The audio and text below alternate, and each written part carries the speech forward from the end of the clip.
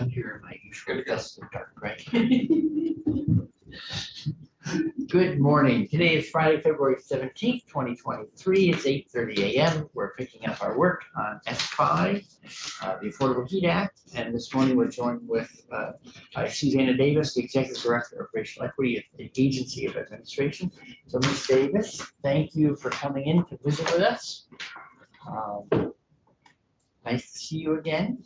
And we'd love to hear your thoughts on S5. All right, thank you for inviting me. Good morning, buenos dias. For the record, Susanna Davis, Racial Equity Director of the state. I understand you all have taken truckloads of testimony on this bill, written and spoken. I know that you have heard from a number of the agencies and entities reflected in this bill, and word on the street has it that the committee is excited to take action on the bill. So I am here to provide you with Racial Equity Office's perspective on it. We are, I'm going to go through some of the bill sections, but I'll just go very quickly and give high-level points. Right. And you know, one thing I just wanted to say is that I appreciate you're here now. I know we had trouble scheduling, and so I just want to say thanks for coming in. Thank you. So overall, we have appreciated a lot of the additions and amendments that have been made to the bill. Overall, we think that it has generally been made stronger in areas like the community outreach component and consideration of socioeconomic disparity. Obviously, we are the Racial Equity Office. We lead with race when we talk about inequity, but there are a lot of intersecting factors that are important to us as well. For example, we know that in Vermont, there's a large amount of socioeconomic disparity in the state. By raw numbers, this tends to impact white people who are low income more by raw numbers, but by percentage, it affects a higher percentage of Vermont's communities of color than it does the percentage of Vermont's white communities. So we see race, ethnicity, socioeconomic status, and region of residence as being all inextricably linked. And for those reasons, there were a few concerns that we did want to touch on going through this bill. So one of the things that I'm going to start with, and I'm going to be flipping a lot of pages here, so just be patient with me. Sure. And just so for people who are following online, we are looking this morning at draft number 5.1, and the date stamp and time stamp on it is you have the 4.1 draft in front of you, or you Before.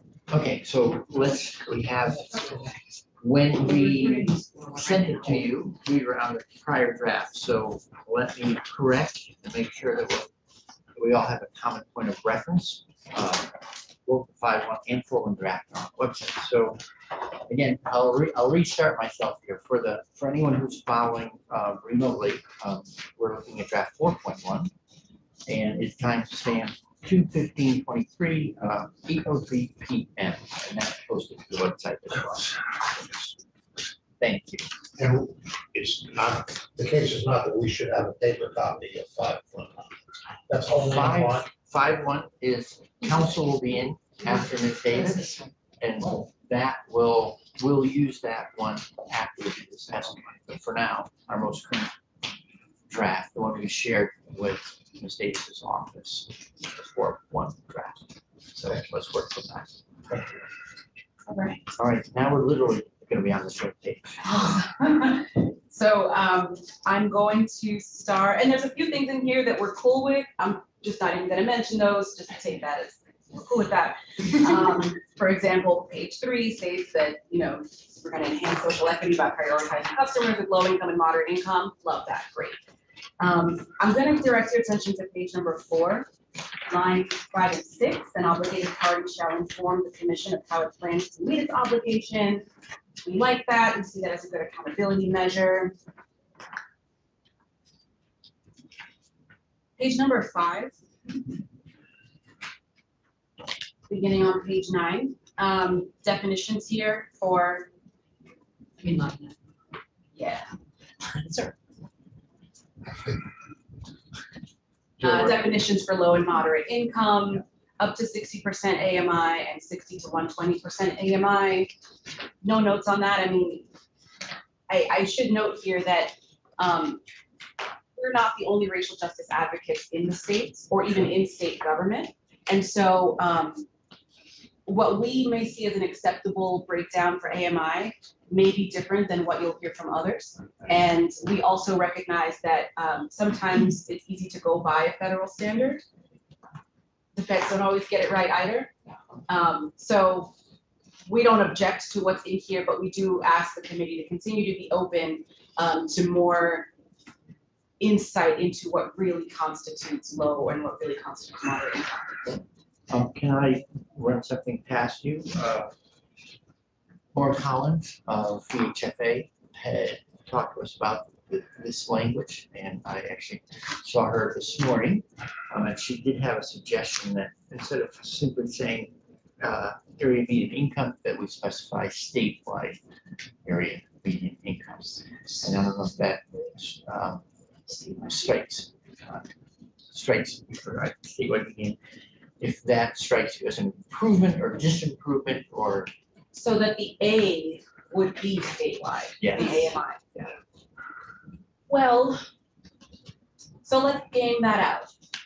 We know that we've got the Chittendens, the Norwiches, right, the et ceteras of the state that may end up skewing some of that. I'm thinking about Orleans County, I'm thinking about Essex County, and wondering, will communities like those be served if we thought about it on a statewide basis? I think, when I asked her about it, so what are the implications? One of the thoughts was that you'll set a figure that's going to be higher than that the wealthier counties will pull that number higher. And so that then you'll create more higher incomes in lower income counties will still qualify under the definition. So I think in terms of trying to address particularly low income Vermonters, that it could be helpful to them, but maybe this is something we need to slow down and get more data. Thinking about Chittenden County as a part of that mix, we saw graphs that showed that Chittenden County particularly had a lower energy burden than the rest of the state. And so one hypothesis is that the rest of the state needs it more, relatively speaking. I think a lot about the ways in which we create this dichotomy between the Chittenden region and the rest of the state. And what concerns me is that we talk a lot about the region being a strong economic driver for the state, but within that region, that's where you see the highest concentration of communities of color. Yeah. And so that broader success often masks the inequities that exist within the region. I'll give another example. When we talk about demographics and we talk about the Asian and Asian Pacific Islander community, we often tend to lump people from many cultures, or excuse me, from many countries into one category. Which ends up masking a lot of deeper inequity. For example, the equal pay date for a woman in America of Chinese descent is different than the equal pay date for a woman in America of, say, Cambodian descent, right? But we would lump them together demographically under the category of Asian, and so we end up creating, masking disparities, and I worry that we do that too much when it comes to looking at Chittenden as a region versus as a demographic profile. So I suppose that what we would recommend is using an AMI that accurately gets at that disparity. And it might be the case that using an SMI, a statewide median income, may be the answer. Well, thank you. I mean, so this is part of, maybe we have more homework to do on that one, to really sort of take into the implications. And you're reminding me that when we had Efficiency Vermont and to go through the energy burden report, that one of the enhancements from the 2019 report to the one they're just about to publish is that they went down to census block data. So it was showing exactly what you're saying. You might see a strong county, but then you would see neighborhoods, interspersed that were much lower income, so thanks for that. I would also say, a lot of times we plan for who's here and for where they are currently, but a lot of times people make decisions about their residency patterns because of what currently exists, not what could exist, right? So I think that sometimes we think, well, this neighborhood and this neighborhood, or this county and this county are where these people are. So let's target efforts to reach this demographic group in those regional areas. But what I think we also need to consider is where else would people choose to live if the infrastructure in those other places were similar? Right. So is it that people with multiple children really want to live in this particular area, or is it that this area has a lot of multifamily housing or housing that can accommodate larger families? And if we were to build such housing in other parts of the state, would we see residency patterns change? And I think the answer is yes. So I would also urge us to think not just about demography as being static, but as being movable based on where neighborhood investment and disinvestment has happened or could happen. I would like to move us to, page 7, line 14.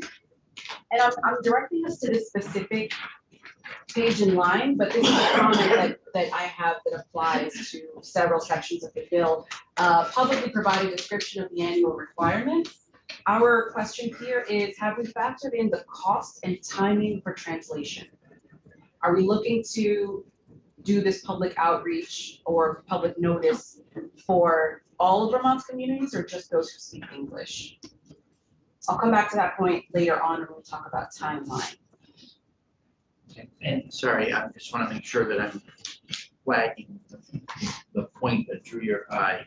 Are you looking at after consultation with the advisory group, or where in the line was in terms of outreach? On pages 14 and 15, Oh, 14. excuse me, no, I'm sorry, that's a lie. Lines 14 and 15 of page 7. Okay. The commission shall publicly provide a description of the annual requirements in plain terms. So we love the plain terms part. Plain language summary is helpful not just for accessibility reasons, but also because it actually helps to do accurate and quick translations. If you have a thorough enough plain language summary, you can translate that, right? Which I think it can be helpful. But we'd like to see language access be more explicitly noted in the language. I have it as page 7, line 7. I think there are a lot of English speakers who would agree with you. I want to get more accessible. Yes. Which again, I think gets us right back to the point that we love to make, which is there's a collective benefit to equity. Thank you. All right. We like the additions that have been made on privacy, particularly page 9, line number 10, about redaction of identifying information by the Department of Taxes. We like the corporate accountability built in on page 10, line 19, about the NEAT requirements transferring to acquiring entities.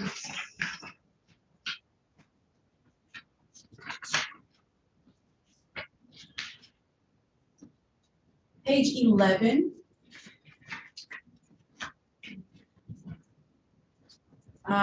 Line 15, lines 15 to 17, each obligated party shall retire at least 16% from customers with low income and 16% from customers with moderate income. This tells us that they're collecting income data in order to be able to make that determination. So we have concerns there about privacy and about data security. We also note that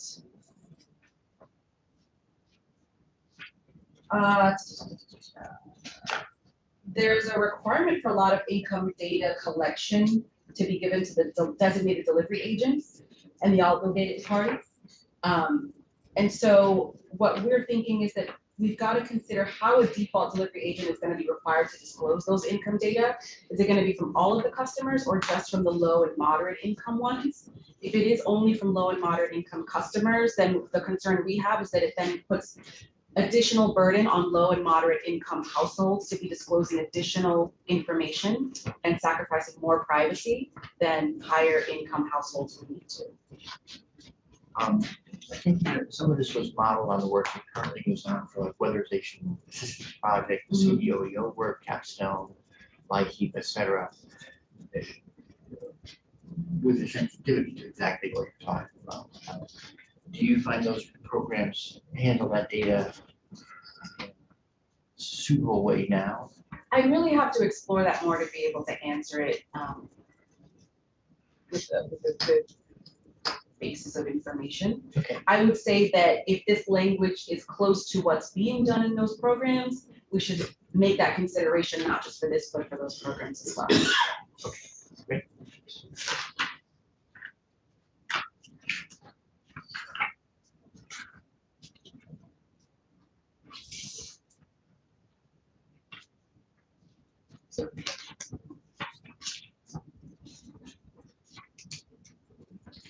I agree, just finding the next big thing. We like page 19, lines 16 to 18, requiring that all funds received from non-compliance payments be used to provide clean heat measures to customers with low income. I'm sorry, I didn't catch the page, sorry. 19. Thank you. Page 19, line 16. Page 20, I just wanted to note, we're on lines 10 to 16. This is describing how the commission's rule may include provisions that allow them to revise their standards without going through the rulemaking requirements. If they provide notice, allow for 30-day comment period and respond to all comments. We wanted to note that this timeline, this sort of 30-day allowance, also adds to the overall timeline. Which is a point that I'll come to later. We did have some concerns about whether the time allotted in this bill to complete all of this work is enough time.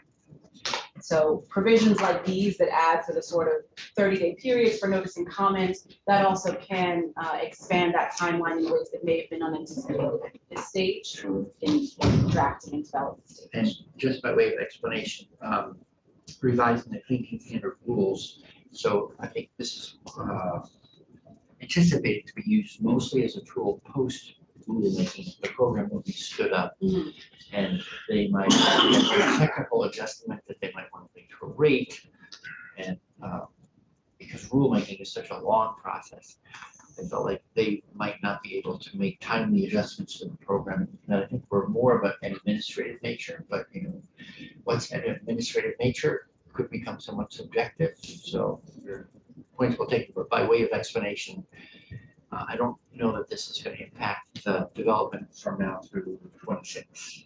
Thank you for clarifying. So then in that case, what I would recommend is that once we are in that post-rule period, if there is a proposed change, that the public be made really, really aware that this is a revisiting of the process. Right. I think once we conclude the big lift, a lot of people will think that this is done and dusted and not be looking out for it. So I would just say we should make it our business to make sure that if this does come up and if this clause is triggered, that we've done more than the bare minimum of notice for notice and comment, that people who are concerned parties or other stakeholders really be aware of that. Sure. Did you just say done and dusted? Yes. I like that. I never heard that before. Well, I had to look it up one time. No, I didn't. I lied. I was listening to a radio program about language, and someone called in and asked, "What's the word for this gesture?" Yeah. And evidently, it's done and dusted. Dusting off here. Thank you. Learn something new, at least one something new every day. Is it regional? I have no idea. It's Australian. I use it all the time. Oh. There we go. Thank you. I am now up to page 21.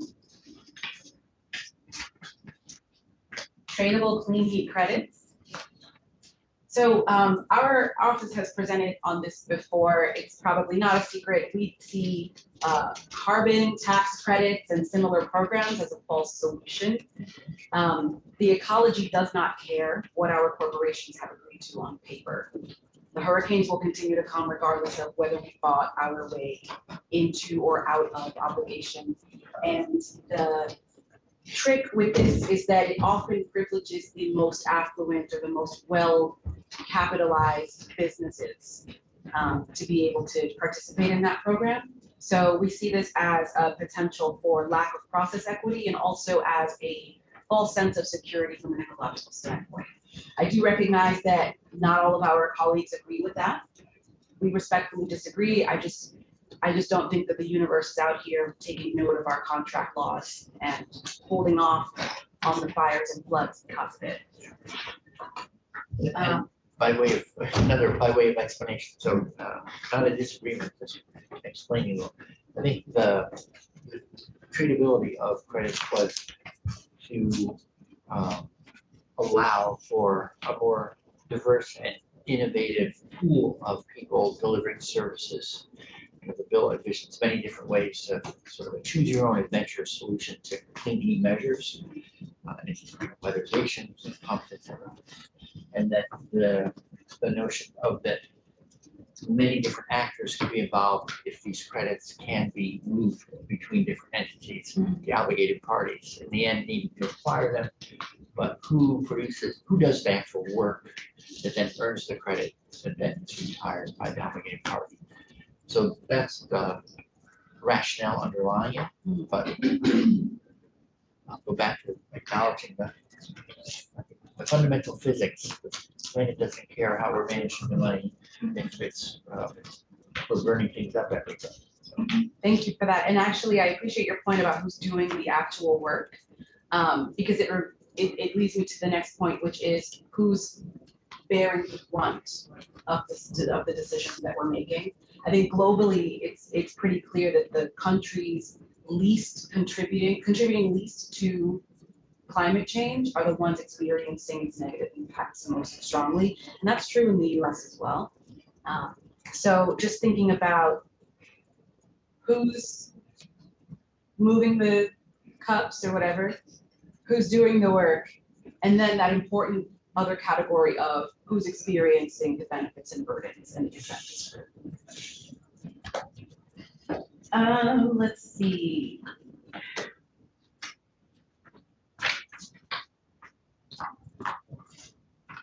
On page 22,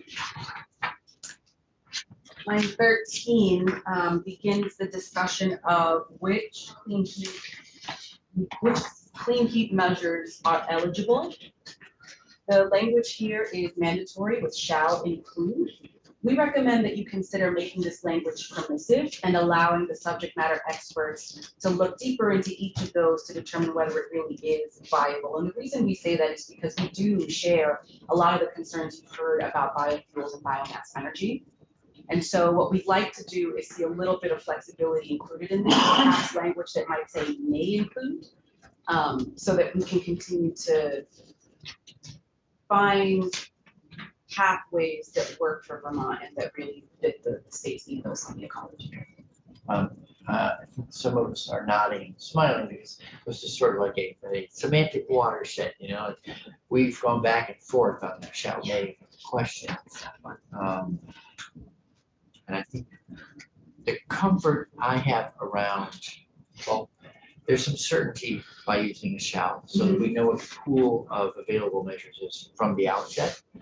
But to your point about not wanting to unintentionally select a technology that's has negative unintended consequences, we seek to address that through the technical advisory group, and then that extra consultation around unintended consequences that are developed later, a little later in the bill. And the notion is that if there are negative unintended consequences, by virtue of doing a full life cycle analysis, we will be able to see those, quantify those, and build them into the metrics that drive the decision making in the program. So it could be, for instance, to your point that if a technology were allowed at the outset that turned out to have negative consequences that we, at this point, we don't see or foresee, that the metrics over time, the carbon intensity for that measure would become more negative. The damage would show up in the metrics, and it would become a less favored solution. It might also be just removed entirely from the list. So we're standing up a program looking forward, and we're trying to be both thoughtful and flexible from the outset, but of explaining but we know that we need to keep our eye on this one. Okay. So what I'm hearing is that we have the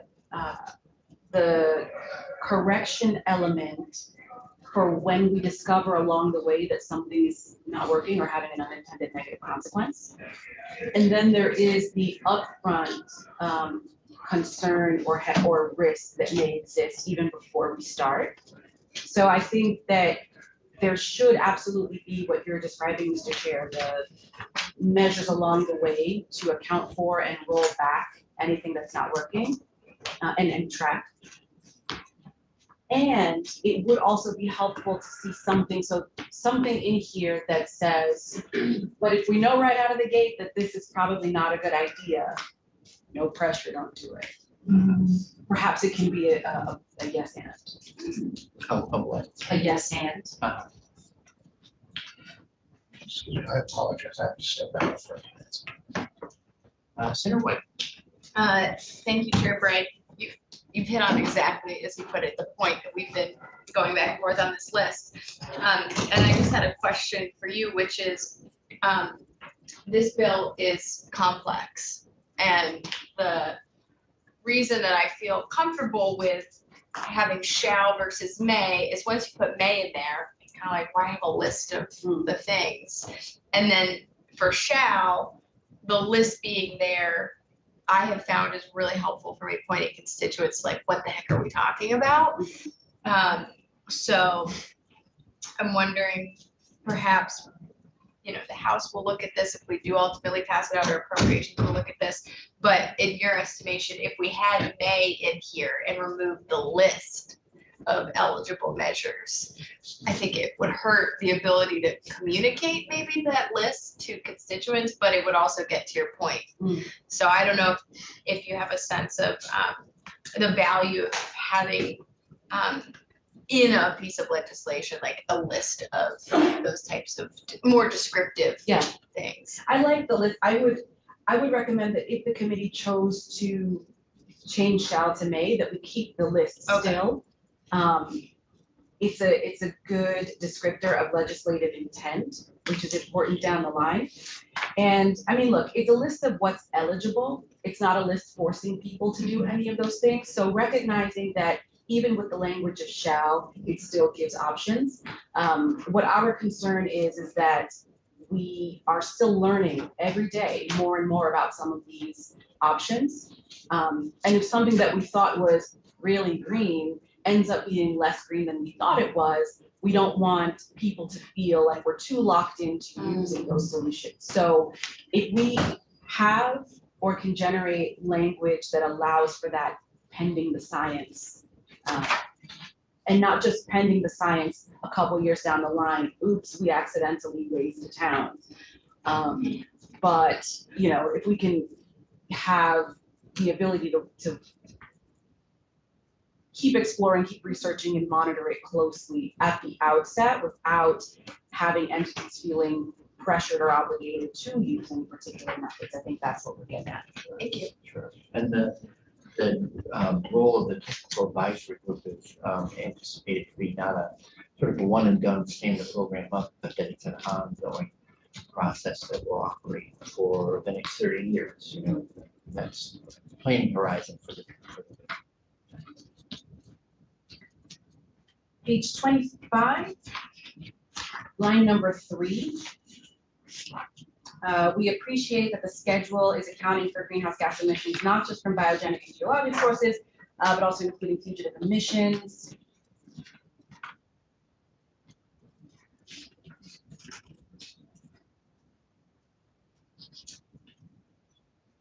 Page 27, lines 11 and 12 discusses whether the customer or tenant has a low or moderate income. We just renew our comment from earlier about whether data are being collected from all customers or only those found to have low or moderate incomes, and what privacy or data security burdens that places on low income residents who tend more often to be people of color.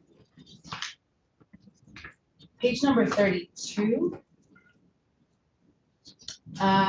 Lines 4 through 13 discuss the composition of the Clean Standard Equity Advisory Group. We have heard from a lot, the Office of Racial Equity has touch points with about 32 working groups and counting. And so we have spoken to a lot of people who serve the state through these committees and working groups and councils and commissions. And one of the things that we've heard loud and clear is that the standard per diem amount is too low. This is not something that you're hearing for the first time today, of course. So we just renew that point and lift that point up from the community members who support the state and doing a lot of really heavy policy work. That what we're asking people to do as part of this equity advisory group is we anticipate that it will be pretty labor intensive, not just emotional labor, but other forms of labor. And we ask the community to consider that. The other thing is that I note here that the list of members includes appointees from different state entities, and then also discusses individuals with socioeconomically, racially, and geographically diverse backgrounds, renters, rental property owners, etc. And I just want to make sure that it's said out loud on the record. I don't need an answer on this, but these are not mutually exclusive categories. Yes. Right? And also some of these change over time. For example, a person being a renter may not always be the case, right? 2007, 2008, we had a lot of homeowners who never thought they'd be renters again, and then the bottom fell out and they suddenly were. And vice versa, right? We want to help people attain home ownership. And so renter status is something that's fluid in people's lives. Vermont's the second oldest state in the country. A lot of people choose to sell their homes and become renters as they're older adults. And so just thinking about socioeconomic status, geography, race, and land ownership status, those are all fluid and also not mutually exclusive. So we hope that as the equity advisory group is stood up, that there's a lot of consideration made, not just to the sort of rote list of which departments are sending people, but also how are we rounding out that group. To your point about workload, for people who are in it. So we had conversations about the per diem. When we did the EG bill, the environmental justice bill here last year, we sent it out with a budget to actually have a sort of salaried position within that equity group. That didn't survive the budget process, but we hear people be compensated for their time. Legislators can end up feeling the very same thing. Someone will say, we're offering you a training in another place, it's free, we'll cover your expenses, but frankly, I'll say, well, I can't afford 4 days off from work. Covering my expenses doesn't address the loss salary. Absolutely, there's an opportunity cost to everything that people are being asked to do. And this is, of course, a larger conversation, right? Not just about EJ councils or anything related to energy or the natural environment. I mean, this is the way that state government operates in a really fundamental way. So I don't expect this committee to solve that bigger problem, but this is a part of that bigger problem. Sure. Better way. Thank you, Chairman Bray. So earlier in the year, you had I think it was at the legislative orientation. I don't remember where you're speaking, but you made a very good point, which has stuck with me, which is the idea of creating another equity group or another DEI group just to have it, to like check a box to say you did it, is frankly like a waste of your resources, because your office serves on so many of these boards. And if I remember correctly, the point you made was the difference between it being a value add versus like a checkbox is having the people in those working groups or whatever the committee or commission is being decision makers and having an actual impact and being a part of the real work of whatever they're advising on. So this group feels like it does answer that. for me. Like, I feel like they do have real decision-making authority and impact, but generally, I would love to ask if you feel that that's accurate, or if it falls more in the category of checking a box to check a box. I don't think that it falls in the category of checking a box to check a box. I don't think that it's necessarily, I don't think that the creation of this council would be tokenistic in nature, but I do just want us to pan out and look at the broader landscape of all of the different equity related groups that we have, right? We just have the EJ Council and then the EJ Agency Council. Both of them have an explicit equity lens. That's what the J is, right? So now we're going to have this one. In addition, there are a number of other groups that exist that are going to touch on this. So actually, yesterday I was having a conversation with the Secretary of State's office about the 290 some odd commissions the state has, and the ways in which we're tracking and managing that. So do I think that this group would be a waste of time? No. Do I think that perhaps it might be superfluous given other groups that are already on the board? Maybe. Maybe. And if we are looking at putting new duties to existing groups, or on this or any other topic, then I would again ask us to revisit the expectations of those existing groups and think about whether their current setup is the right setup. For example, we know that we have a few boards whose members are treated like full-time staff persons. The Truth and Reconciliation Commission will be designated as such, Cannabis Control Board, right? That's a model that works because the work that they do requires that level of $50 is not going to cover them for what they're expected to do. So similarly, I think that if we are thinking about the number of groups and the scope of those groups, if we're considering condensing and consolidating a bit, which I would really encourage, we would need to also revisit the applicable compensation for any existing groups whose workloads were increasing. Thank you. Well, thanks. I mean, we also, we had discussions about this one too. We don't, the intent is genuine, but how well are we implementing? Because this bill is a successor bill to H 715, which started prior to the EJ bill existing, and then the advisory groups that came out, it tried to stand up an equity advisory group of its own. But we have wondered aloud as we worked on this, like, oh, are we recreating, are we adding value, or are we just adding work? And but the other thing that we had was because this deal to yet, or my best of my understanding, the EJ advisory groups aren't fully fledged yet. So we said, well, rather than, we don't know how robust it will be and how soon and fully functional, all the rest, let's continue to lean into it on our own. But I can imagine a future date where someone says, you know what, we don't actually need to do it that way anymore. Let's bring these two together, something like that. I foresee challenges with that. I think if, as you say, if we don't really know the scope and capacity of the EJ groups because they're still being formed, then it might make sense for us to wait before forming something that may substantially overlap. And then to your point about the possibility of merging later on, if it's discovered that it's duplicative, I think it's a lot harder to do that after the fact, after you've formed multiple groups. I know that, you know, we, for example, the Health Equity Advisory Commission was tasked with figuring out how and whether and where to stand up an office of health equity.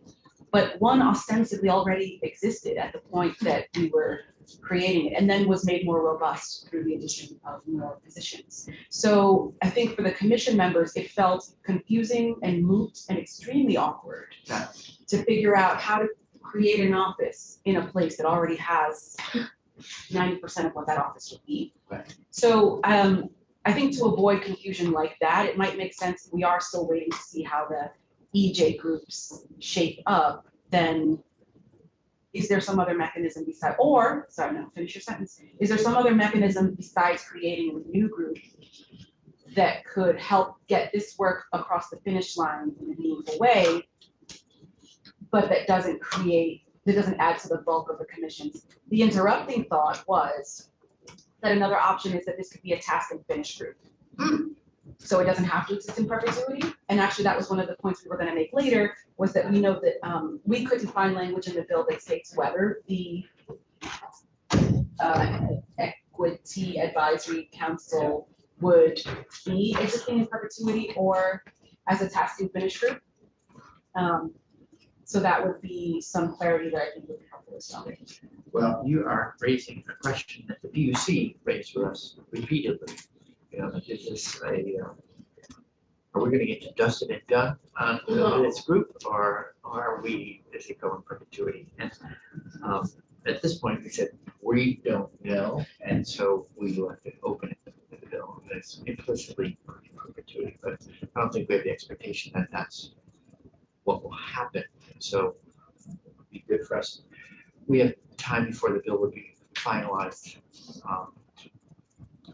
to think more, learn more, and maybe come back in with a future revision that makes it a task and finish.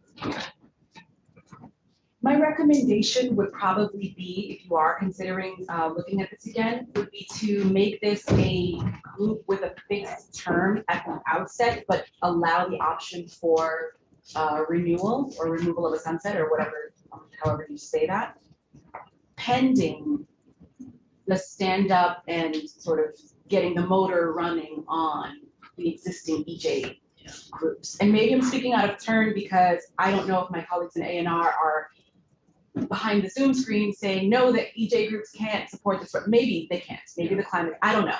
But I do think that allowing ourselves the option to roll this work into the existing groups once they're more firmly planted might be a good option. And if we choose not to take it, then we just remove the sunset on this new one. But I do think that it would probably be more helpful to the would-be members of this council if they were clear from the jump whether they're expected to do this for a short term or a long term, because it's going to dictate how quickly they move. It's going to dictate who is added to the group and what level of commitment they're expected to bring, and also how long range they're expected to be thinking. Thanks. I think that's a helpful idea because it also kind of calls the question rather than sort of putting it into automatic mode. You would end up calling the question and thinking about, like, is this the best way to continue to operate?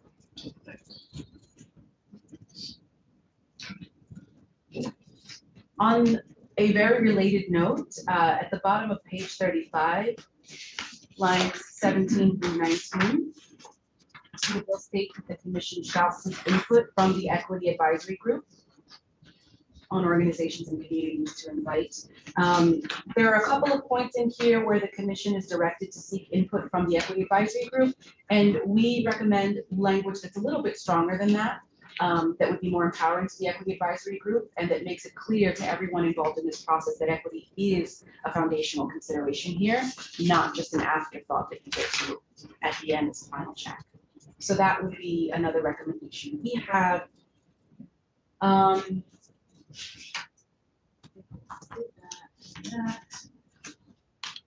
not going to give you stats about financial security between racial groups because you already know what I'm going to say. But we do know that one of the things that I wanted to also cover was the amount of the penalty for not meeting the CP credit targets. We recommend that the committee make sure that it's confident that these penalties are high enough that would actually be meaningful to these entities and not just sort of written off as the cost of doing business, right? We want it to actually hurt. I think back to my time in New York, where companies like FedEx and UPS, they build into their budget the cost of all of the parking tickets because they're not going to stop parking in the bus lanes or parking at the hydrants. They're just going to factor it into their cost of doing business in New York City. So similarly, what we want is for these penalties not to be considered, part of the amount. A reasonable cost of doing business. Correct. Senator Watson. I just want to make sure that I note that what page you're on page 30. No, I went rogue. We are looking at. Yes. I'm not even sure that this is actually what I have is section 8124 G2. I think this is page 13, line 18. Oh, okay. Let's find out together. right now we have triple damages and, Oh, yep, there's line so 19. it's good to hear the So- other perspective, because some people are worrying that the penalties for coding or something. I mean, I suppose that depends on how much you care about ducks being covered in oil. Ducks being covered in oil. If you don't like it, then make the penalties high. It's a little flippant to me, but. No, wait, thanks. What's somewhat reassuring to me is that pretty much all the things you're bringing up, we had discussions about. I don't know that we got to a resolution, the best resolution. The next thing that I wanted to note is that we couldn't find language in the bill that indicates the legislature has considered how low or middle income residents are expected to pay the upfront costs of any of this. I know that a lot of people, the measure is that most people in the US are 2 missed paychecks away from eviction. We know that a large percentage of people reported in national surveys that they're unable to cover a $400 emergency, much less the cost of, heat pumps and other machinery that would cost thousands of dollars. So I think upfront cost is really important, and thinking about how that's going to impact low and moderate income people is going to be a big one. Can you say again, so for Vermont, I know that Senator Pearson quoted a figure on the floor last year, and I tried to get it from him, but we didn't connect on it. So do you have a Vermont figure that addresses that notion of sort of fragility of people's financial situations, like the 2 paychecks away, or?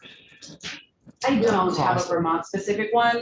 I am confident I could find one. I'm thinking nationally, and part of the reason I'm thinking nationally is because the decisions that we're making here on this today are going to impact people who are currently in Vermont, but it's also going to impact those prospective Vermonters who are, number one, watching what we're doing and making decisions about whether and where to live in Vermont. And 2, as we're thinking about climate and internally displaced people in the US, I mean, I was on a hiring panel a couple of months ago for another department who's looking for staff. And one of the applicants, when asked why she was applying for the job, outright said, because in the state that I live in, there's no water. So people are making it very clear that climate is one of the things that's drawing them to live in places like Vermont. And so for that reason, I think it's important that we understand the profile, not just of people who are currently here, but of those we expect to be drawn to the state. But that's a long way of saying I don't have the data you're asking for, but I can find it and follow up with the community. Yeah, well, if it's something you can come across and forward, something like that, I'd appreciate it. To your point about the upfront cost, in a certain way, the work of the bill, 30 years cleaning up our way of heating there's a lot of ways to do it, or it's a long-term task. We're not going to have a paradigm shift overnight or in a year or in 5 years. And so one of the things that I think has been a constant concern is how do we make this transition affordable? And then this session, we really leaned into the low and moderate aspects of it, becoming much more explicit compared to last year's bill. But there's still that, upfront is something that we are still wrestling with, and then I think the program as it develops will need to be conscious of that right from the get-go. We did do some work in here 2 years ago, which finally just has rolled out in terms of pilot programs, the weatherization repayment assistance program. I don't know if anyone's brought that to your attention. And the notion there is that not an individual, but the electric meter at the residence or the unit, actually the load for doing improvements is on that meter, not personally tied to a person. So it's a sort of a novel construct. It's been done in a small scale elsewhere. No one's done a statewide program. So we're standing it up and moving it. It's capitalized to begin with $10 million. My hope is that within a year or so, it was we've already pledged all that money. We need to refill the tank, and I'm hoping that will will turn out over time to be really useful to Vermonters who either have no capacity for debt or don't yet have an established credit worthiness that would allow them to take debt, whatever the case may be, to make it affordable to make the transition. Thank you for the point, especially about debt and about credit, because those are also things that tend to disproportionately impact people of color. We are more likely to default on things like student loans, especially we are actually more likely to default on student loans without even having the degree to show for it. And that has a lot to do with things like whether we can remain in educational programs, about discrimination during the academic and hiring processes, et cetera. We also know that people of color have a higher rejection rate, even when they are quote unquote credit worthy. And I say credit worthy with a huge asterisk because credit scores were invented in 1983, so we are the guinea pig generation. And so when we think about loans, we are generally subjected to higher interest rates. We are more often considered to be high-risk borrowers. We're more likely to be targeted for predatory loans, and we're more likely to default on those loans because of a lot of other factors. And so thinking about who's being shut out of the program, again, this is one of those where there's a clear link here between socioeconomic and the racial ethnicity. Yeah. I know that we worked last year with Capstone and the CDOEOs and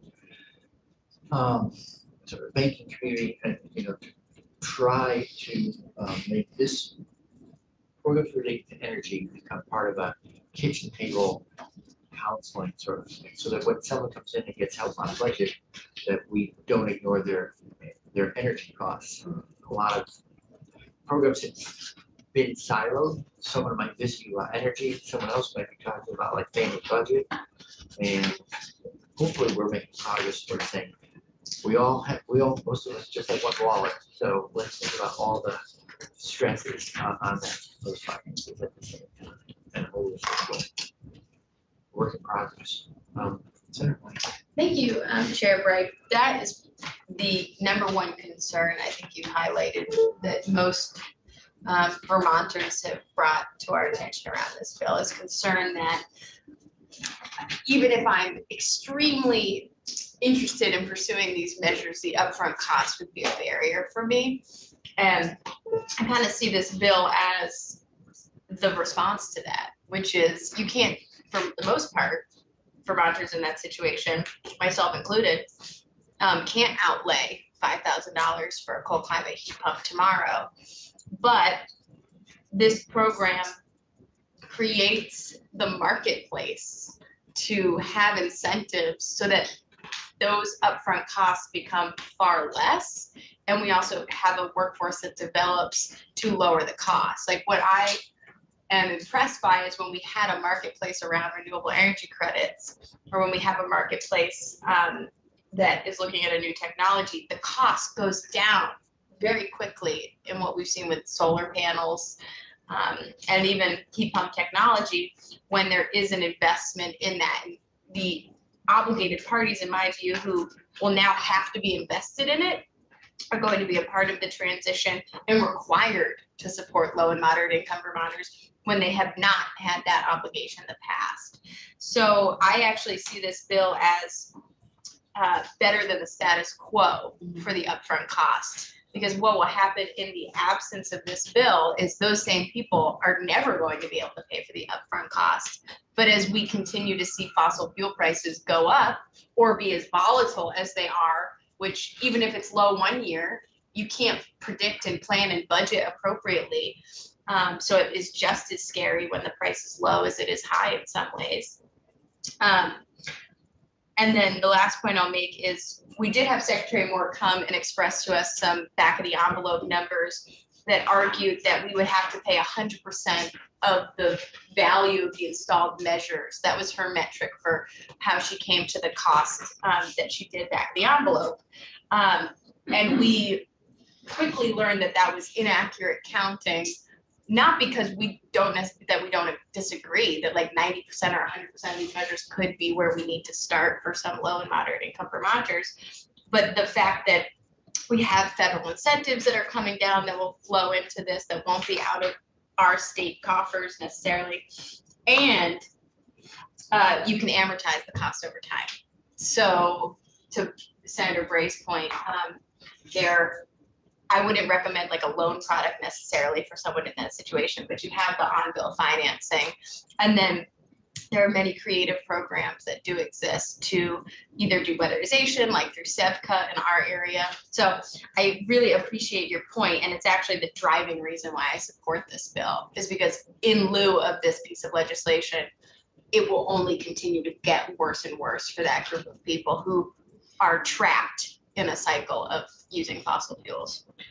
Thank you for that. And I think so, to your point, the most important thing on this measure is that we're going beyond the numbers and the formulas and the percentages. And this gets back to the conversation we had earlier about AMI, right? Is thinking about, we've determined who we think can afford what and by when.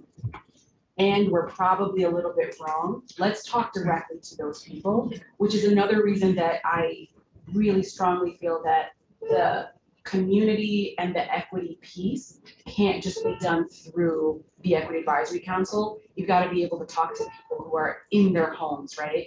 To be able to understand that, because I mean, we negotiate what is a percentage of AMI, where should the poverty line be, what is the real cost of existing on this planet in this country. And I think that we're looking for utilitarian solutions that benefit the greatest number of people, which means that there are still going to be people who are shut out of this. So I definitely agree with finding creative solutions. Use what we have, whether it's from federal dollars or state dollars or other funds. And also, I just want to make sure that when it's all said and done, the first people are not still the same people who have always been more likely to have access to these kinds of programs in the first place. Well said, thank you. Yeah, it's as if taking on climate change wasn't big enough, we decided we would layer in and build into it, you know, social equity. So just I think 1.5 more points. I have thinking about the funding for this. I'm on page 38, lines 6 through 10, which discuss the $100,000 appropriations to the PUC. And our question is $800,000 enough? We're thinking about funding for 3 positions, per diems for the equity group and for the technical advisory group, marketing expenses for outreach, translation is really the piece that we're thinking about. All of the marketing, all of the outreach, the participation on different councils, or if you're going to do the community outreach, right, you may need to be able to provide incentives like, you know, childcare if you're going to go to a community meeting, compensating people for their time, that kind of thing. All of those things add up, and the cost of making sure that we're providing language access, that we're translating public facing materials, that we're providing ASL signers if requested, right? All of that is something that's supposed to be free to the users of those language access services and a cost borne by the state. So we just want the committee to be sure that if you're factoring in the language access piece, is this dollar amount enough? And then separate but concurrent with that, the 16-month timeline, we also wonder whether that is enough time, particularly if we haven't built in things like language access into our outreach plan. That adds to the timeline because the turnaround for translating a document is going to be some time. So thinking about the amount of time that's required to get this done and the amount of money that's allocated to get it done, we just want to make sure that the community is aware of some of those potential costs and timing factors. In terms of talking to people with experience,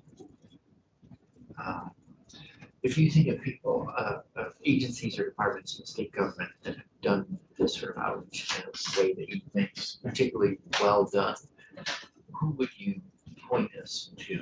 Maybe one thinking the Department of Health or something. I've seen Health Department do a great job at this because their health equity integration team is committed to building relationships with communities prior to and more than getting something from communities. I think that's really the point. And it's generally what we advise our colleagues who ask us about how to do community outreach, right? We generally tell them, you should be building a relationship with these communities, separate and aside from whatever ask you currently have for them right now. So I think that if we're doing that and doing it correctly, it means seeing people as whole people, recognizing that, sure, maybe you can invite me to a meeting, but if it's happening at 10 a.m., I can't be there. Oh, great, you made it at 6:30 p.m. Who's gonna watch my kids? Right? So, so Chair, I've forgotten the question. Well, we've thought about this some, but I personally don't have firsthand experience with seeing a budget that did that well. So I was thinking about who we might talk to examine that. So DOH seems like one. DOH is a great place. Our office, actually, our policy and research analyst, Jay Green, put together a really comprehensive estimate of what it would cost to do meaningful community outreach. This was done for the H635 traffic regulation study process. We had been very insistent that there needed to be a robust community outreach element to this, and we developed a generalized cost estimate on how to do that by having community focus groups in the different parts of the state and accounting for things like compensating people for their time, et cetera. So I can share that Okay. with you if you're interested. Great. Connect us on that information. And believe it or not, that's all I got. Senator McCormick? Based on went through a fairly long list of stuff you like in the bill. Based There on, was more, Senator. I didn't Oh. say all of it, but there was more that we liked too. based on that, are you prepared to sign off on the bill in terms of its equity? Or do you have some recommendations for us? I don't think that the bill in its current version quite meets the mark on equity. Simple things can be done to bring it closer. But at the end of the day, I think that the implementation is really gonna be where we see what the commitment really is. And so things like rethinking the credit system, things like rethinking the timing and the funding, things like incorporating language access, the privacy and data concerns, looking at what constitutes low income, what constitutes moderate income, thinking about who is not just bearing the benefits and burdens from a regional or geographical perspective, but also from a demographic perspective, understanding how front-loading versus back-loading costs is going to impact households, and thinking about people of color, not just where they currently are, but also where they could be if they were able to live in other parts of the state. So all of those things are what's sitting with us from this bill. If this bill were to pass today, I mean, I wouldn't cry about it, but I would watch very, very closely to make sure that if it goes further or reaches the implementation stage, that we don't fumble the bag on the equity piece. So thank you. Timing wise, we are at a point of moving the bill forward, but we are not done working on the bill. So there's two pieces. One, between now and passing the bill, there's probably a week to 10 days. So there's a possibility of making adjustments, bringing that forward. So that's one sort of relief valve. There's also the fact that the House will probably have a few week period or something like that working with the bill. And we can do something. We don't just necessarily drop the bill and say, good luck. Not a does things. So, and then the bill will be coming back to us again, probably 8 weeks, 6 weeks from now. So it gives us a chance to continue to work and look to address the things. Senator White, then Senator. Thank you, Chairman Bray. Additionally, I would say that one of the key pieces to this bill is the rulemaking process, where we do advocate for a lengthy rulemaking process. And I feel very comfortable with what we've outlined in terms of equity considerations. And I too, if this bill were to pass, would be watching closely the rulemaking process. But I feel comfortable that even if we passed it as is, the floor approves the House, that even in that case, the rulemaking process would be, and would give us the ability to do this work. Any other questions? Mr. Chair, could I just respond to something, to what you Yeah. said earlier? I appreciate the point about there being more opportunities to perfect, and I just, I need to express a real concern or perhaps a warning about that. It is now, I don't know, my third or fourth session in the state, and one of the things that I often hear from legislators is, oh yeah, sorry, the equity piece isn't quite there, but we'll fix it in January. We'll fix it later. And what that says to me is there's something that motivates us to do this that is more important to us than justice. So the justice will have to wait. And so I recognize that we want to take advantage of those later opportunities as this bill moves to be able to tweak it and tinker and perfect it. But I also want to caution us very strongly against the expectation that it'll get resolved at some point. We are the resolvers, right? So I just wanted to make sure that I said that. Well, and I want to own the fact that, we're on our last weekend, although we reached out to your office last week. I'll own that I should have made sure that we reached out to you a month ago. In November, who can say, right? Well. We love to be brought in as early as possible. Yeah. So I own that one, really. Senator McDonald and Senator McCormick. I was, and listen to your testimony. I keep thinking of some ad that's been on television there recently. That, we eat healthy and we exercise, et cetera, et cetera. Oh, what's the illness doesn't, something or other doesn't care. And you're telling us about the flaws in our bill, and which are obvious. We have language that deals with low and moderate income citizens, and some in there are some cliffs here and cliffs there. There's going to be changing demographics, and we don't have an automatic way to update those things. Every time you don't update something that has a multiplier or a percentage, what you originally passed unravels slowly. And that's when we say things like, well, we'll take care of that next year. And sometimes we do, sometimes we don't.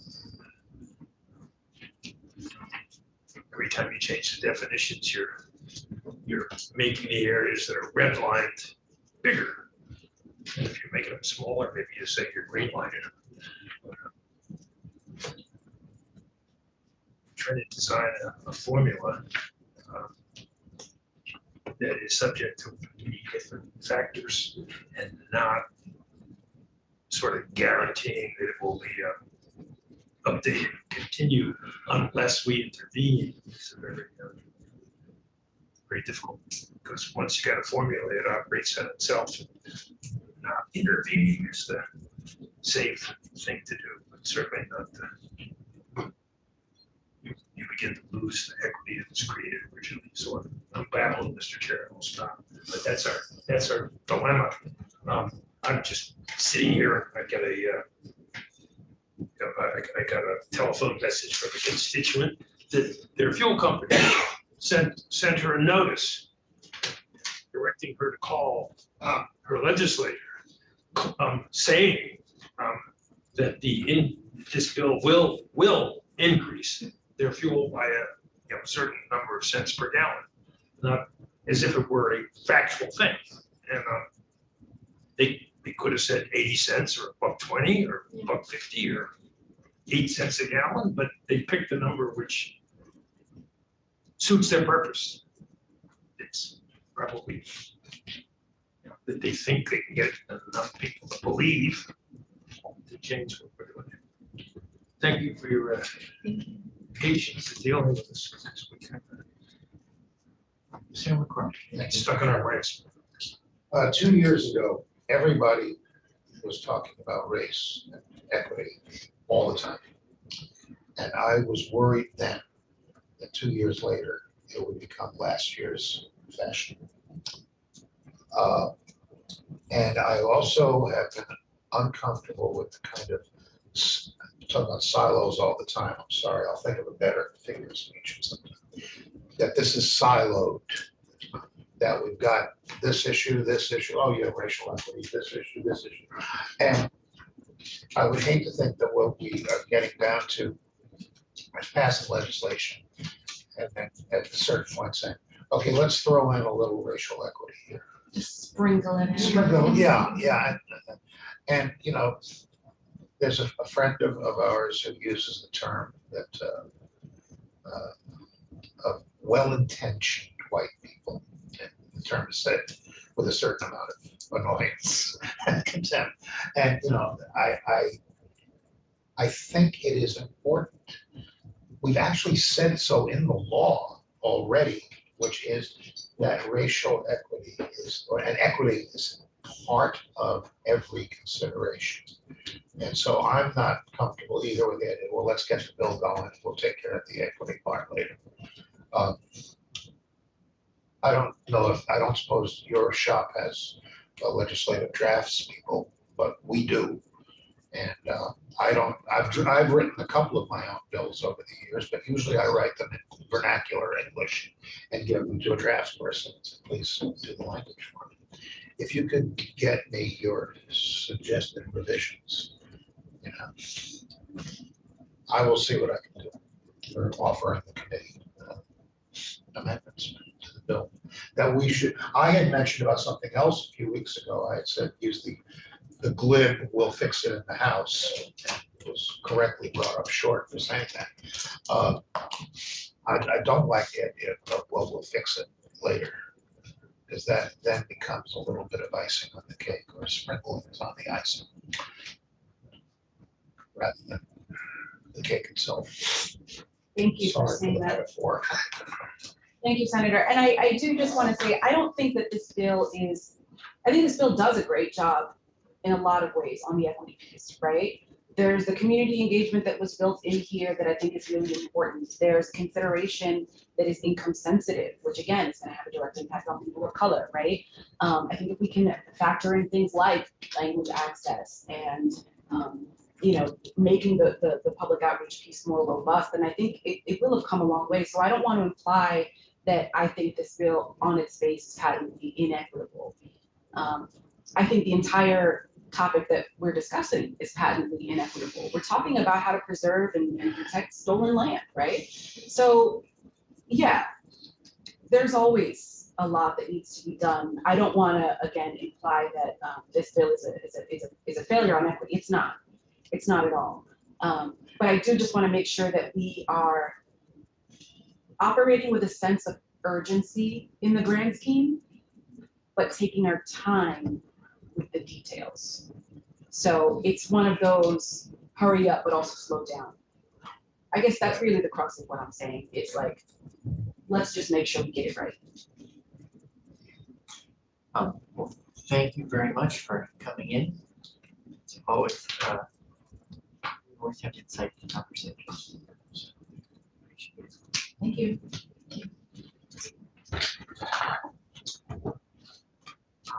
So committee, we have overnight, we've been sort of ratcheting our way through the bill, making edits, and then iteratively resolving them and moving on to the next draft.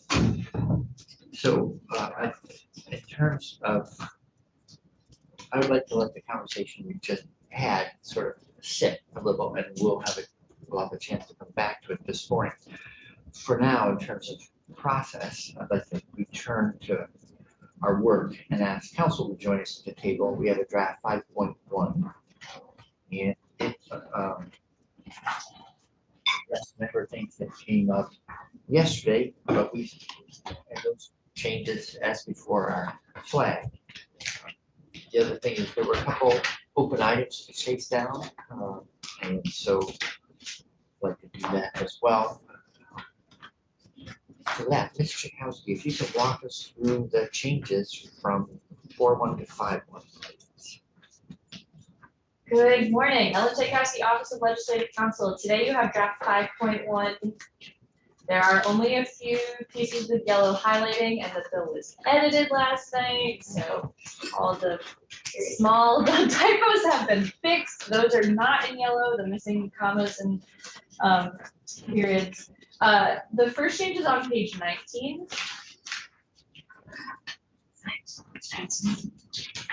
Yes, so there are actually very few pieces of yellow here. So on page 19, this is the page 19. Yes, so page 19 is the section on the default delivery agent. And there's a small change that's been made that was suggested by Senator Watson yesterday. So specific programs. The default delivery agent shall create specific programs for multi-unit dwellings, condo associations, renters, and for manufactured homes, so that those groups have an equal opportunity to benefit from the Green Heat Standard. 5.1. 19.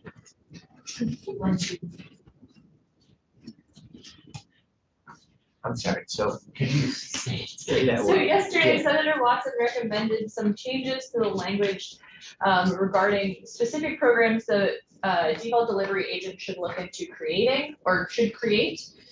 And so this is a clarification of the existing language. So renters have been added specifically.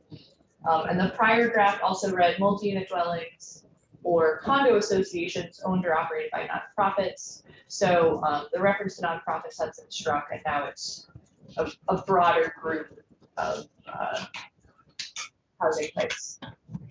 Ken, I'm just wondering if the word condo should be condominium. I don't. Well, the editors didn't change They- it, so. Maybe it's turned into a regular word now, right? If the editors didn't change it, then I'm gonna take it easy. Thank you.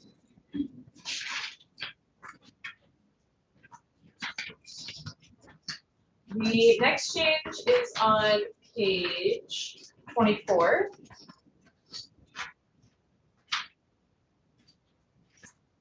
So on page 24, now this section is on the Clean Heat credits. And looking at the admission schedule. So on page 24, a small change again yesterday that Senator Watson raised. So for each fuel pathway, the schedule shall account for greenhouse gas emissions from biogenic and geologic sources, including fugitive emissions and loss of stored carbon. There's language that's the word adopted is highlighted on line 9, which is just to indicate that stored carbon was previously down on line 9 and moved up to the prior sentence. Okay, thank you. Any questions on that one?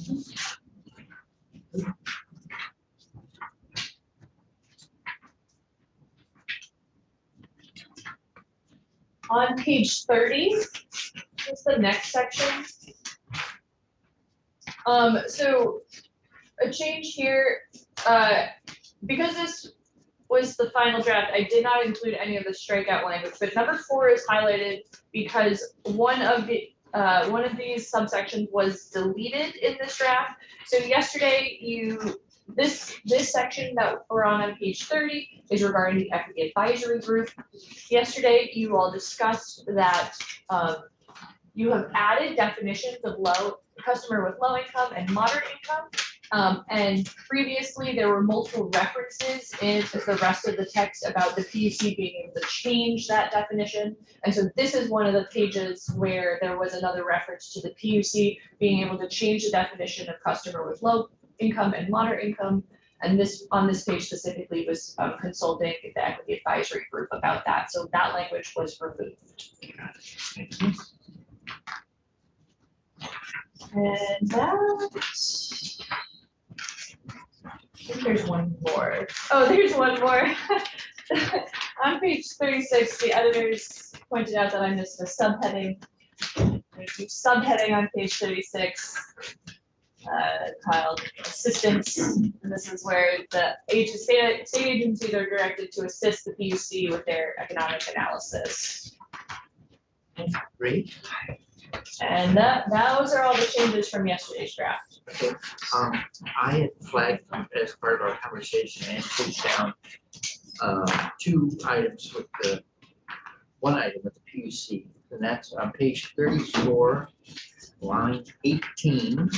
It says advertising, commission shall use funding appropriated in this act.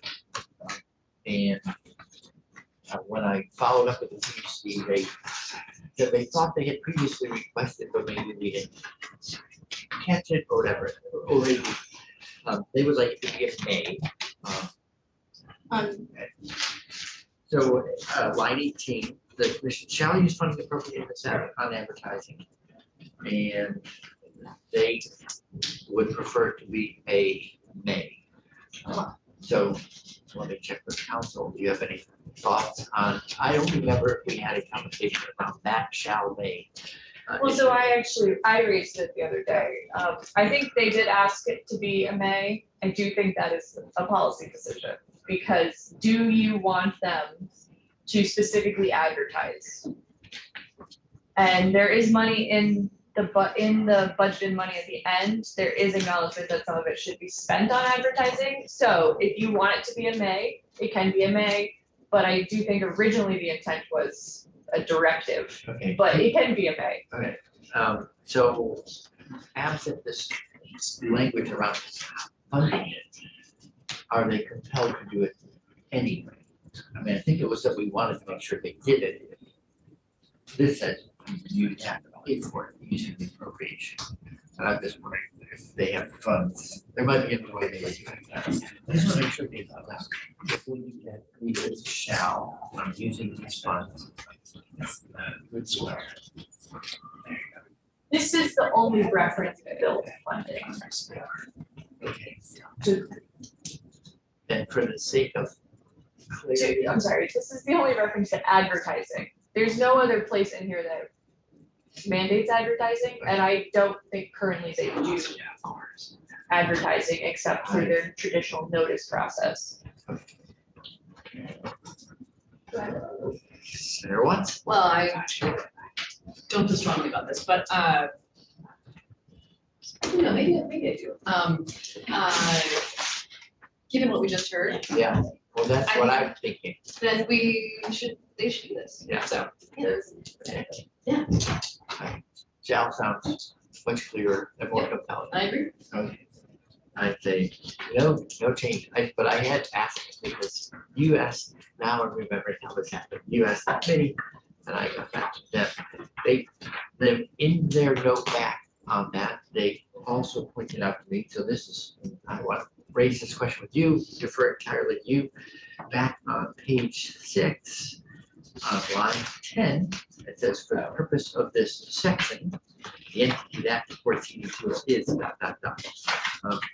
They wondered whether or not that cross-reference would be for the purpose of this chapter. So this is the anatomy of a bill. It's your domain. I'm just passing it along. I'm only Yes, passing. no, I understand. So I did consider that when drafting. I went slightly back and forth. The only time the phrase imports is used in the bill is in this section. And so I went with section. Okay, the sleep I was losing over this question, I mean, now I realize that was for nothing. It is an important point grammatically, but I went with section. Okay, so then that, leaving it, those two things as is, the shall and section, then I think that, as best I see, covers all the open items we had, which gives us a clean draft. I know that there've been, ongoing conversations, still, about one other thing, sorry, was that came up this morning. That's the way it works around here, is you go to the cafeteria, you bump into someone who has been providing testimony and they have a suggestion. In the list of allowed measures, which appears on page. Give me a moment to get there. 21 Okay. into 22. Thank you very much. So on the page with allowed measures, namely 21, 22, I'm looking at 22, lines 6 and 7.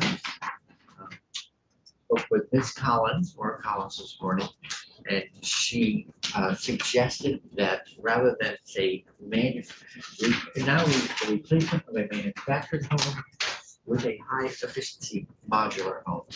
In law, manufactured is defined modular, not her suggestion was to make it replacement of a manufactured home with a high efficiency manufactured home.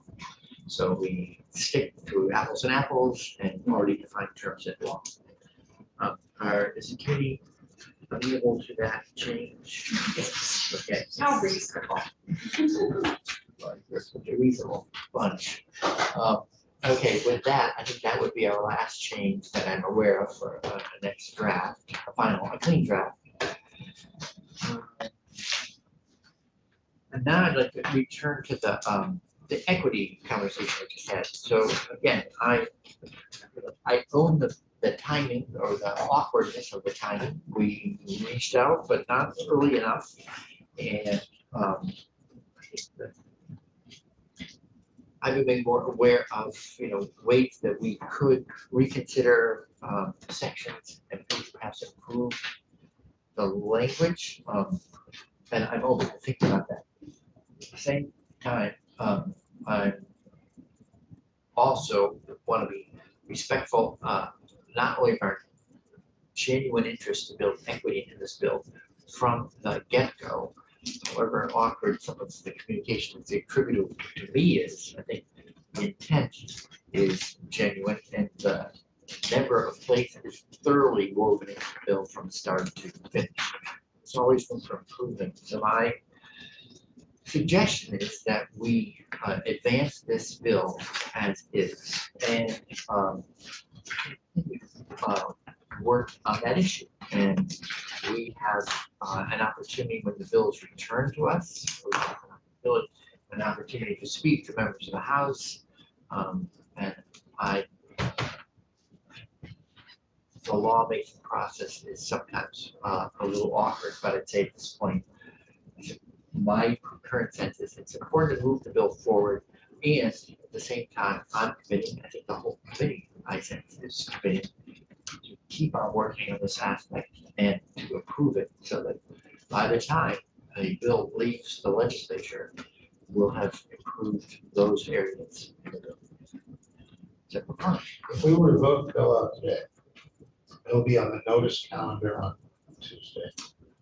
Well, it will get referred under Rule 31 to appropriations. Oh, right. Okay, that gives us even more time. Yes. Okay, so we have time, and it would be bad form for members of the committee to act independently on amending the bill. The committee should offer amendments. So we have time. Would the chair be willing to have the committee deal with possible floor amendments? Yeah, absolutely. Or just even amendments to offer? Well, appropriations doesn't like to do substantive amendments, so we would do the amendments that we offer the floor. So Appropriations doesn't like to. So you're not supposed to. I was on it. They do it. There's real resistance to doing that. Often someone offers an amendment, and the response is, that's substantive, meaning we should do it. My observation does not coincide with yours. Well, I didn't say they never do. But anyway, if we could do that within the committee. So, yeah, I had an eye on this issue before we started. So today's 17th. Even if appropriations were to act swiftly, the bill wouldn't be out until, at the soonest, I think, Wednesday, then it would be noticed, then it could be first action Thursday. The pro temp is going to be away, so we are not, and that's probably an optimistic schedule, so maybe a week from now we can have. Either way, the pro temp is traveling, and so there's been a request that we not move major bills till we have everyone back. So that pushes us to the week of the 27th through the 3rd of March. And I think probably everyone wants to finish our work and see this done before town meeting break. So I think during that, this gives us a long way around. Looking at the calendar day by day, I would say we have something on the order of 10 days to do some work. My suggestion would be that we think about bringing, as you suggested, a single committee amendment to the floor to make the improvements that we think are merited.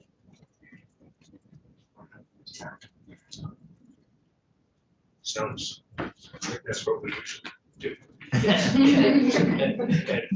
I would add to that, with a large bill like this, with the number of days between now and when the third reading comes up, and the questions they asked on the original bill, we might be preparing yet further small technical changes or anticipating some of the concerns that our colleagues might have.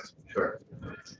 And it wouldn't be unusual for there to be a summer study committee to make technical corrections as they popped up during the sweet months were the bill to pass. So wait. Thank you, Mr. Chair. So I was kindly given by our committee assistant the record of action on the bill so that we can vote as your clerk. Yeah. My one job is to do this Yeah. and make sure bills get to do at the end as well. Yeah. So I'm wondering if you're looking for a motion. Well, so we have a very limited number of corrections. Let's just make sure that, I think, when can you come back with a clean copy that has those final corrections? Is it just the one? There's the word manufacturer Manufacturing. change, and that may have been the only Okay, change, right? yes. Because we did change shall to may, which was the only. The section stand. Yeah. I'm just doing going through the flags again. Condo is actually a word. I learned that today. I mean, if you want me to change it, I can, I didn't. I like condo. People know what a condo So John Maywood. is. I'm not gonna fuck the editorial office. Every publishing outfit has its own style sheet, so condo's a real word. With that, we only have one word to change, and I think probably we all feel comfortable knowing what it's gonna be, but what will the bill number be post revision? 6.1. 6.1. So, then Maybe it's double digits. with that change coming to us from. And I'm going to change where it says 5.1 on here to 6.1. So the chair is hoping to hear a motion. I would move approval. What's the right language? We're amending the bill as introduced. Okay, I would move that This we. draft we have Okay. for us. I move that we amend the drafted bill with version 6.1. Gotcha. So our protocol, I don't know what it was here, we just call the roll alphabetically, chair names. Yes. Okay. So I'll happily call the roll now. All right, so is there any further discussion? Clerk will call the roll, please. McDonald, Yes. McCormick, Yes. Watson, Yes. White, yes. Right. Yes. Okay, the vote is 5-0-0. Okay, and now we need a second motion to, Report the bill favorably report the as. bill, report the bill favorably as amended. Okay, So moved. Thank you, moved by Sarah. McDonald. McDonald, Yes. McCormick, Yes. Watson, yes. White, yes. Bray. Yes. Okay. So, And just so everyone knows, that means we voted in favor. Well, this way you can't go to 5-0-0. I'd like to report the bill. I know that other members are interested in speaking on the bill, and so, in the ensuing 10 days, whatever, let's talk about how we want to, support the bill on the floor as a team, because, it's a lift. So it'd be good to have, all able-bodied committee members, up there and ready to roll. Mr. Chairman. Senator White, and then Senator Baruch. Oh, okay, if you were gonna say something, I was just gonna say thank you. Mr. Chair, if I might, Yes, sir. as was I just wanted to personally thank the committee. This is a huge lift, I understand. I have been amazed at your intensity and your focus. And I am just eternally grateful that you have stuck to the task. It'll now move to appropriations where I sit and where I will watch it. But again, I congratulate you all. Thanks. Takes a village, takes a team. We had over 50 witnesses on the bill, so This year. we got a lot of help. I also want to pause while I know we've all been working it, but I want to include is, Ms. Chakowski, who has been here many evenings, helping us keep on moving day by day, and also our committee assistant Judith Newman, who has also makes the gears turn. We don't get this stuff done without a lot of support, and I just want to thank everyone for their work. So let's continue the conversation on the improvements. Senator McCormick, you have some ideas, maybe you want to take the first cut at working with the council. But while we're on thank yous, this is a dense and complex bill. I struggled with it. And doing due diligence, it was necessary to me that I actually have some understanding of it before voting for it. And I want to thank several members of the committee for the tutoring. Okay. That brought me to the point where I can vote for it. Thank you to everyone. So with, let's see, today is, yes, Friday, 11:30 to